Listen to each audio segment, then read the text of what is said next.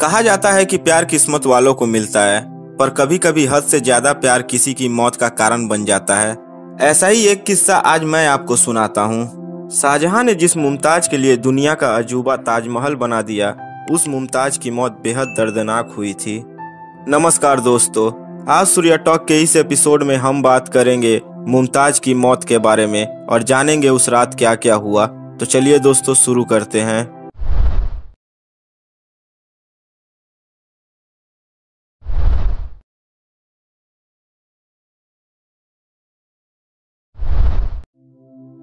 एक दिन शाहजहां मीरा बाजार में घूम रहे थे कि तभी उनकी नजर खड़ी एक लड़की पर पड़ी जो कुछ सिल्क का सामान बेच रही थी। मुमताज की खूबसूरती शाहजहां के दिलो दिमाग में इस कदर बस गई कि वो मुमताज का पीछा करने लगे। कुछ समय बाद शाहजहां को पता चला कि जिस लड़की का वो पीछा कर रहे हैं उसका नाम अर्जुमंद बानो बेगम है, जो कि उनकी माँ और नूरजहां की रिश्तेदार है। शाहजहां का प्यार इस कदर परवान चढ़ चुका था कि वो खुद को रोक नहीं पाए और उन्होंने तुरंत अपने पिता राजा जहांगीर के सामने अर्जुमंद से शादी करने की ख्वाहिश जाहिर की। बेटे के प्यार को जहांगीर नजरअंदाज नहीं कर पाए और उन्होंने इस शादी के लिए हाँ कह दिया। हालांकि मुमताज शाहजहां की चौथी पत्नी थी, लेकिन कहा जाता है कि उनके साथ शाहजहां का एक खास जुड़ाव था। शाहजहां और मुमताज के 13 बच्चे हो चुके थे और मुमताज अब 14वें बच्चे को जन्म देने वाली थी। 13 बच्चों को जन्म देने के कारण मुमताज शारीरिक रूप से बहुत कमजोर हो चुकी थी। जैसे प्रसव नजदीक आया उसी दौरान डेक्कन में खान जहां लोधी के विद्रोह को काबू करने के लिए शाहजहां को बुरहानपुर जाना था। उस समय मुमताज गर्भवती थी। शाहजहां मुमताज से बेहद प्यार करता था। वह मुमताज को छोड़कर दूर नहीं जाना चाहता था। मुमताज गर्भवती होने के बावजूद शाहजहां उसे आगरा से 787 किलोमीटर दूर बुरहानपुर ले गया। यहाँ सैनिक अभियान चल रहा था। लंबी यात्रा की वजह से मुमताज बेहद बुरी तरह थक गई थी और इसका असर उसके गर्भ पर भी पड़ा। मुमताज को अब दिक्कत होनी शुरू होने लगी। उसे मुमताज की खराब हालत की सूचना मिली। इस दौरान वह मुमताज के पास नहीं गया। उसने दाइयों को भेजने के निर्देश दिए। 16 जून 1631 की रात मुमताज को प्रसव पीड़ा बढ़ गई। मुमताज मंगलवार की सुबह से बुधवार की आधी रात तक दर्द से बुरी तरह परेशान रही। शाही हकीम वजीर खान उसके पास मौजूद था। वह पहले भी प्रसव के दौरान रह चुका था। 30 घंटे के लंबे दर्द के बाद मुमताज ने आधी रात को एक बेटी गौहर आरा को जन्म दिया, लेकिन मुमताज बेहाल थी। बच्ची की जन्म के बाद मुमताज बुरी तरह कांपने लगी और उसकी पिंडलियां ठंडी पड़ने लगी।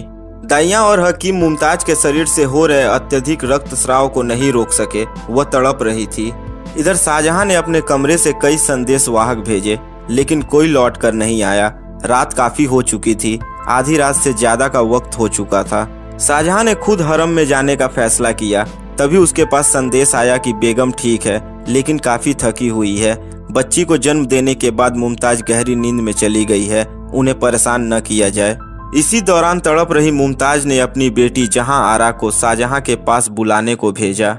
शाहजहां सोने ही वाले थे कि उनकी बेटी जहां आरा वहां पहुंच गई। जब शाहजहां हरम पहुंचे तो वहां उन्होंने मुमताज को हकीमों से घिरा हुआ पाया। मुमताज छटपटा रही थी। वह मौत के करीब थी। बादशाह की आवाज सुनकर मुमताज अपनी आंखें खोली। मुमताज की आंखों में आंसू भरे हुए थे। शाहजहां मुमताज के सिर के पास बैठ गया।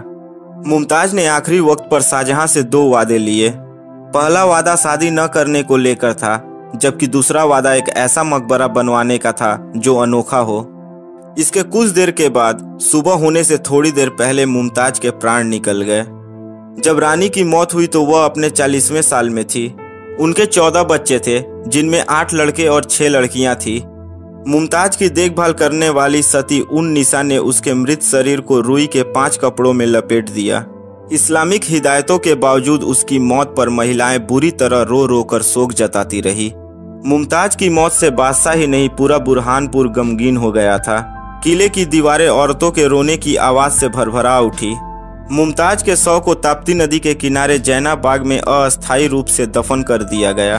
मौत के 12 साल बाद शव को आगरा के निर्माणाधीन ताजमहल में दफन किया गया। 17 जून 1631 को अपनी 14वीं संतान गौहरा बेगम को जन्म देने के दौरान प्रसव पीड़ा से मुमताज की मौत हो गई थी। दोस्तों, यह जानकारी आपको कैसी लगी कमेंट बॉक्स में लिखकर हमें जरूर बताएं।